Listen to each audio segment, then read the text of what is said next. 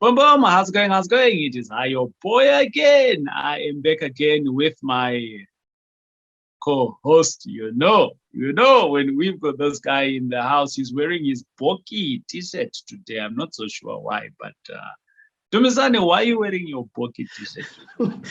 I'm just trying to, uplift my spirit, remember the good times we had when the Boks won and all of that. Remember, there's been some time since we went to stadiums and to watch games and all of that. So sometimes you just try and lift your spirit to remember the good moments that we've had. And the other thing that made me to wear it, my kids actually, they don't call it the Boki t-shirt.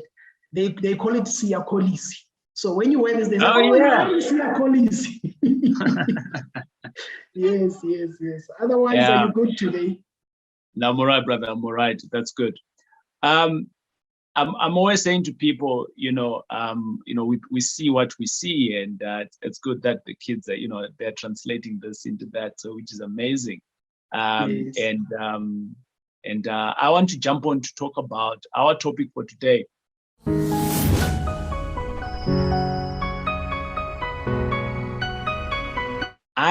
I'm new into developments. I've never done a development myself. That is why I hang out with Hubert. Hubert has done several developments, and Hubert keeps on talking about this word about bulk. So we're doing like a rezoning on a particular place, and you are helping us, Dumisani. And then Hubert starts saying to me, once Dumisani has given us the green light, we need to look for bulk fees. And I'm like, what is bulk fees? And I thought, well, let's talk about it, because the numbers really shocked me when the bulk fees came through. And I was thinking, why are we paying so much money to the council? It's a lot of money. But I'm not the expert here. Dumisani, you are a town planner. Tell us, what is this bulk fees, or do we need to bring in an accountant? Okay, no, we don't need to bring in an accountant for now. Maybe when they have to pay, yes. But for every development that happens, immediately you change your land use, immediately you do a township establishment, immediately you increase the density. So in terms of council bylaws, there's a certain pass that they always have. So that pass is reserved to upgrade and make better infrastructure. And the money that gets paid there, it's called the bulk contributions. So the way we will look at it, let's say we have a port sitting somewhere. Every time you change a piece of land and better it, make it the Res 3, Res 4, student accommodation, township establishment. Remember that when the initial township was done, the infrastructure was made to be accommodative to a certain number of units. So they would say, yes. Wait, Dumisani, you know, sometimes when you start talking, I get confused. And this is the reason why I like to have this conversation with you, because I can ask you to wait and you can wait for me. You're patient with a guy like me who's a bit dumb. Now, when you're saying infrastructure, Dumisani, what do you mean by that? Let's take a house, in Nelson Mandela Street. So when you're saying infrastructure, what is that? Is it the road that we're talking about? What is it? All right. So we are talking about the road network, number one. We are talking about sewer. We are talking about water capacity. We are talking about electricity. We are talking about parks that are provided in the area. Remember, the parks are maintained by council. So they are the ones that would come and mow the lawn, make sure that the parks look up to date and up to order. You see, so that is the infrastructure I am referring to.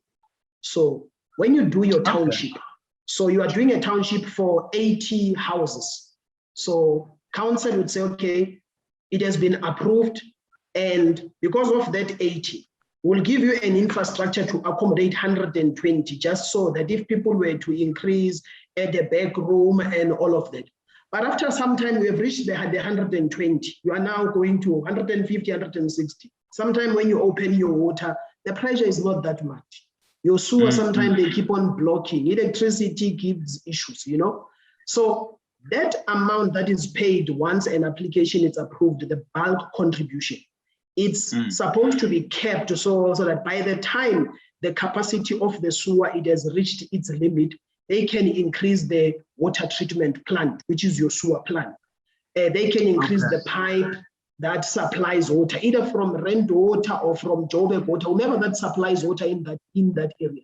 It's that they use that money to increase that. They use that money to ensure that the parks are kept clean, the lawns are mowed, the swings that kids use there, they are always painted, they are always fixed to be up to order. So that is the amount that is called the bulk contribution. So in the olden days, they used to call it the betterment fees because they better the infrastructure. People used to call it the betterment fees, yes. Whilst you're on that, Dumisani, is this now our reality? Because I'm connecting what you're saying, because I started thinking in my head, some of the areas that I've been to. So I'll give you an example. There's a part of Soweto that is always, when I go there, it's got the sewer is running. There's a part in Cosmo City, the sewer is always running. There's a party in a certain area in Kempton Park, the sewer is always running. And in plain sight, I can really see that the housing there was designed for, let's say, one house and things like that. But what I'm seeing is a lot of back rooms, either they've gone up or things like that. So in my mind, with what you're now saying, it basically means that the people in those areas, together with the council, so they have put pressure on the infrastructure. And in this case, the infrastructure has not been developed for 20 people on a piece of land. So now you've got pressure on the infrastructure. And the council can't cope with that because they don't know that there is 20 people on a property. They think the township is on 2 or a family of 4 per household. And now they can't service that because obviously investors like me, we went in to build these properties, but we never paid for the contributions. So the council hasn't budgeted for that. And now there's a ripple effect in terms of service deliveries. But yet, we are the same people who complain on the service delivery. This is, sure, I've been thinking a little bit hard here, Dumisani. Yeah, it's the reality. And I'm happy you've cited those examples. I know the areas you are talking about, your Cosmos, Soweto, even West, go to Ivory Park in the Tembisa area. Yes. 90%, if I can say, of those streets are running sewer. You have sewer spillage everywhere else. And that is part of it. And we have, in our office, we have now started a campaign. We've just started here in Protea in Soweto to identify houses where they've built back rooms, speak with them to say, we can assist you to comply, because most of them have not complied. And issues being, sometimes our colleagues who are architects would come and say, I'll draw you a plan, because Taurai came and said, I want to put back rooms in my house. They come and say, no, I'll draw you a plan. They draw you a plan, they give it to you. They don't even submit it to council for approval. They give it to you and say, you'll take it and go and approve it yourself. With us, we only draw and give you the plan.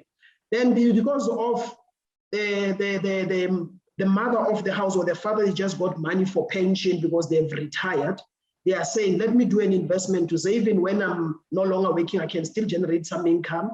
My kids can inherit something. They build rooms, 10 at a time.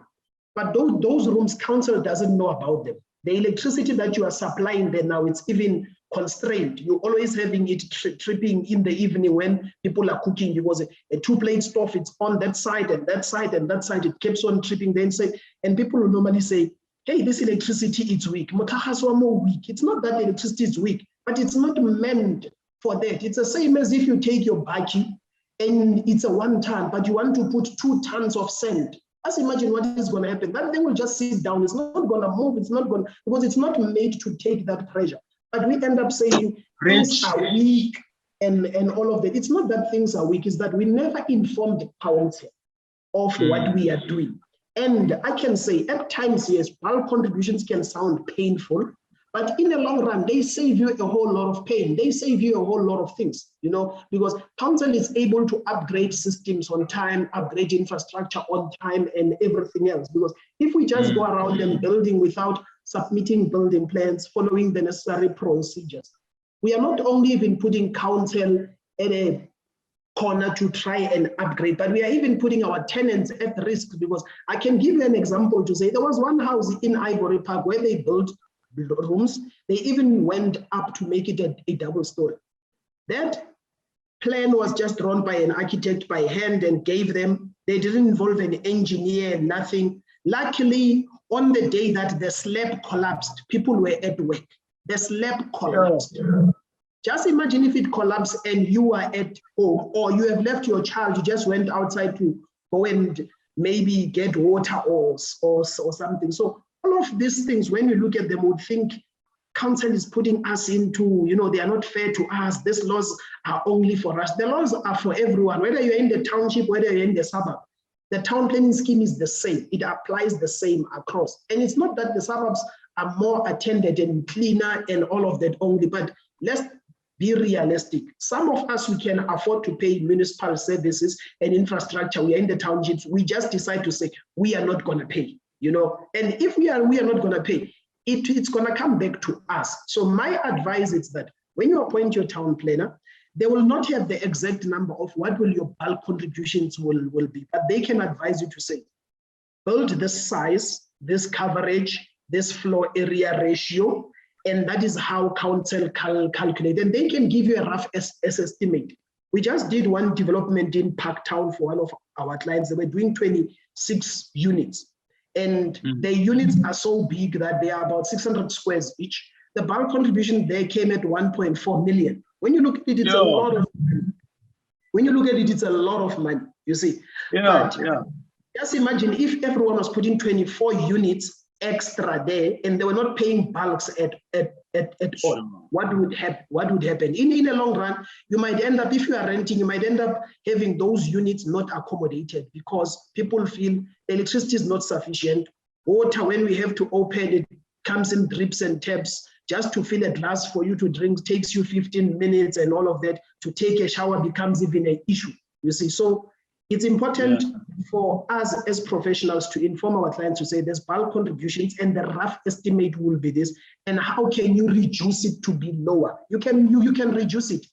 Use green energy for your geysers, gas for your stoves, because a lot of bulk amounts comes from electricity and the provision of green space, which is the parks in the area. So there's means of reducing it, and there's means to even apply to council to ask for a rebate here and there, Awesome sauce.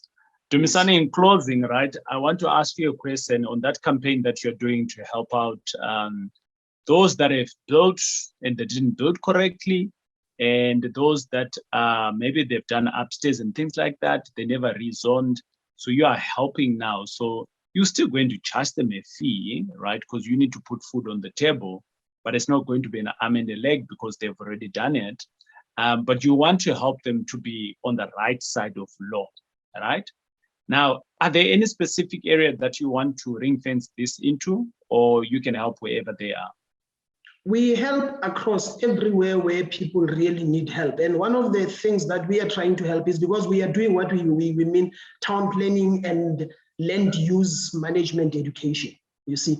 So it can be out of Gauteng, it can be in Soweto, it can be in Tembisa, it can be in Ivory Park, it can be in Umlazi, KZN, it can be in the Western Cape. We are willing to help because at the end of the day, we want them to have investments that even tomorrow, if they want to go and ask for funding, or if they want to get a bond on that facility, it has all the rights, it has all the building plans and everything else, because it's an investment at the end of the day. So they must not look at it in a short term to say, it's just rooms for now. That property can worth 10 million tomorrow. But if it doesn't have all the necessary papers, it will still remain next to zero because it doesn't comply.